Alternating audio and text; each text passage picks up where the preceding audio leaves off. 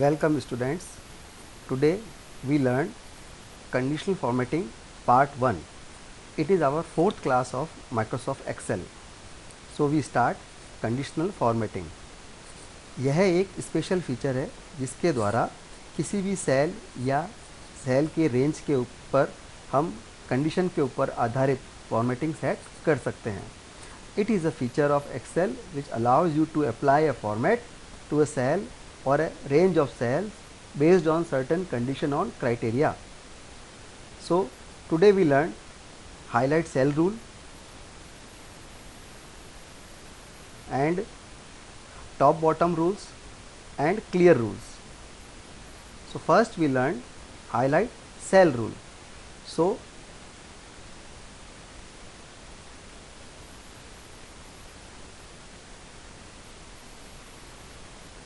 So today we have this data.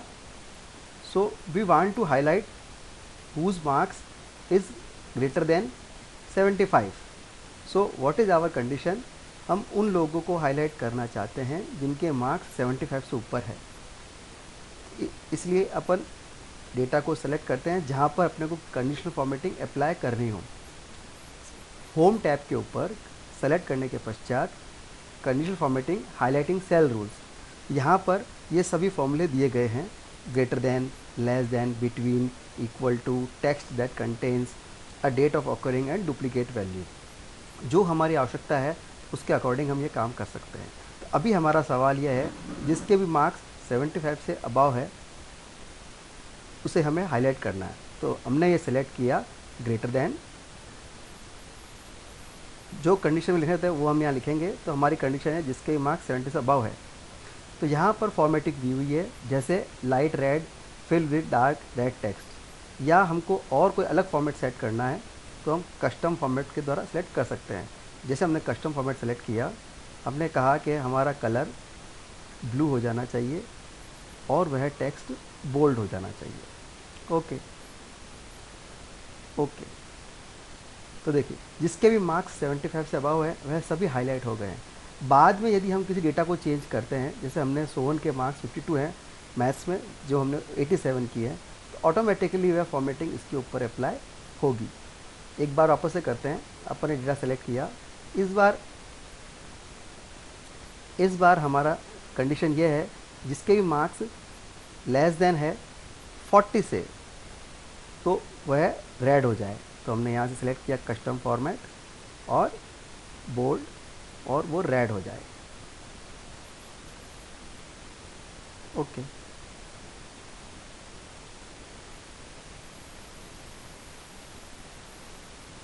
सो जिसके भी marks 40 से कम है वह सभी स्टूडेंट्स फेल हो गए या रेड हो गए. जैसे मान लो बाद में हमने कुछ चेंज किया है तो ऑटोमेटिकली वो अप्लाई होगा. यदि इन रूल्स की हमें आवश्यकता नहीं है तो हम डेटा को सेलेक्ट करके conditional formatting and clear rules and clear from, we have two options here, clear from selected cell और clear rules from entire sheet. जो आपकी आवश्यकता है उसके अकॉर्डिंग हम सेलेक्ट कर सकते हैं. अभी हमने सेलेक्ट किया है clear rules from entire sheet. सारे रूल्स क्लियर हो गए. इसके पश्चात जैसे हमने अभी देखा हाईलाइट सेल रूल में greater than, less than, between, equal to, ये हम सेट कर सकते हैं. फिफ्थ ऑप्शन है हमारा टेक्स्ट दैट कंटेन्स. तो हम ये करते हैं. अब तो हमने सबसे पहले टेक्स्ट वाले डेटा को सिलेक्ट किया और हमने कहा condition formatting highlight cell rules text that contains. जब हमने लिया, जो टेक्स्ट हमको यहाँ पे हाईलाइट करवाना है वो टेक्स्ट हम लिखेंगे. जैसे इस केस में हमने राम को लिखा है, तो हमने क्या कहा, इसकी फॉर्मेटिंग हमने सेट कर ली, लाइट रेड यही सेट करने दिया. ओके. तो जो राम के लोग हैं जिनका नाम राम है वह सभी हाईलाइट हो जाएंगे. बाद में हम अगर डेटा को चेंज करें तो ऑटोमेटिक वो फॉर्मेटिंग अप्लाई होगी. यदि हमें यह फॉर्मेटिंग अप्लाई नहीं करनी है तो हम सेलेक्ट करेंगे रूल्स को क्लियर करने के लिए condition formatting highlight cell rules, sorry clear rules and from selected cell. सभी फॉर्मेटिंग डिलीट हो जाएगी. इसके पश्चात डेट ऑकरिंग, अगर हमारे टेक्स्ट में डेटा में कोई डेट फील्ड है तो उसको भी हम ये सेट कर सकते हैं. इसके बाद अगला एग्जांपल है डुप्लीकेट वैल्यू. ये हम करेंगे डुप्लीकेट वैल्यू। सबसे पहले हमने डेटा को सेलेक्ट किया,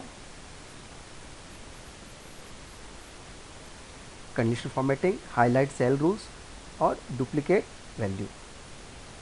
तो जो जो हमारे डुप्लीकेट वैल्यू है, जो एक से ज़्यादा बार आ रही है, वह सभी हाईलाइट हो जाएगी। यहाँ पर हम एक काम और कर सकते हैं, अगर हम डुप्लीकेट की हमें यूनिक सेलेक्ट करना हो तो जो फील्ड जो डेटा केवल एक बार आया है वही हम हाईलाइट कर सकते हैं। तो डुप्लीकेट वैल्यू तो हम दो ऑप्शन सेलेक्ट कर सकते हैं, या तो हम चाहिए कि हमें कौन सारी डुप्लीकेट वैल्यूज़ डिस्प्ले हो जाएगी, या हमें केवल एक ही वैल्यू चाहिए जो एक ही बार आई है, तो यूनिक हम डिस्प्ले कर सकते हैं। तो आवश्यकता अनुसार हम जो हमको सेट करना हो फॉर्मेटिंग सेट कर सकते हैं। हटाने के लिए conditional formatting, clear rules from entire sheet. हमारा अगला रूल है top bottom rule. Top 10%, bottom 10%, above average and below average. 6 option हमारे इस रूल में है। पहले हम समझते हैं टॉप 10। जैसे हमने यह सब बच्चों के मार्क्स के टोटल को सेलेक्ट किया है, अब इनमें से टॉप 10 कौन है ये हमको पता करना है। तो हमने conditional formatting, second option top bottom rules, तो हमने सेलेक्ट किया टॉप 10 आइटम्स, क्लिक। सो जो टॉप 10 लोग हैं वह सभी हाईलाइट हो गए हैं, जो रिमेनिंग है वो हाईलाइट नहीं हुए। अब यदि हम में से पता करना है कि हमारे में से सबसे टॉप पर कौन है, तो हम यहाँ 10 की जगह इसको कम करते हुए 1 कर देंगे। तो 283 ये हमारा टॉप 1 एलिमेंट है। जैसे से हम बढ़ाएंगे वैसे से हमारा सिलेक्शन बढ़ता जाएगा। Top 2, top 3, top 4, top 5, top 6, top 7, top 8, top 9, top 10। यदि हमें इसे हटाना है, clear rules and clear from selected cell. यदि हमें टॉप बॉटम चाहिए तो हम थर्ड ऑप्शन लेंगे बॉटम 10। तो बॉटम 10 विल बी हाईलाइटेड। अब आवश्यकता यदि हमें बॉटम फर्स्ट पता करना है कि सबसे लोएस्ट पे कौन है, तो बॉटम 1 करेंगे तो 111 जो कि हमारा लोएस्ट है या बॉटम 1 आइटम है। जैसे आपकी रिक्वायरमेंट हो, top third bottom, fourth bottom, fifth bottom, it will be continue. Okay. यदि हमें इसे हटाना है, clear rules and entire sheet, conditional formatting, here we have top 10%. So top 10% will be automatically highlighted. So first is, and if we more than top 40% will be highlighted.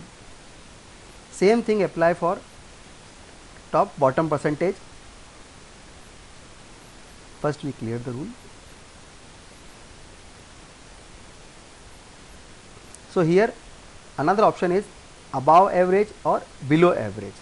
So first we understand this is our data which is selected, and its above average which is given here 203. Here its average is 203. So if we want to highlight above average elements who are above average, so these are the elements who are above averages. If we want below average, then conditional formatting below average. First we clear the rule.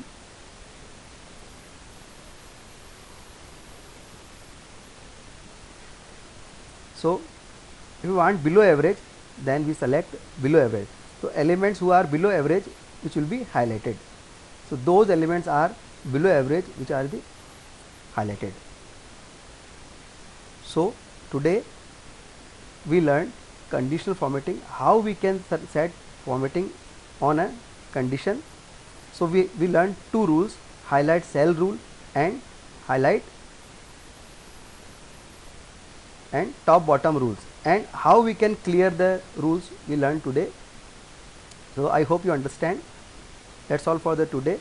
If you like this video, then share and subscribe this. Thank you.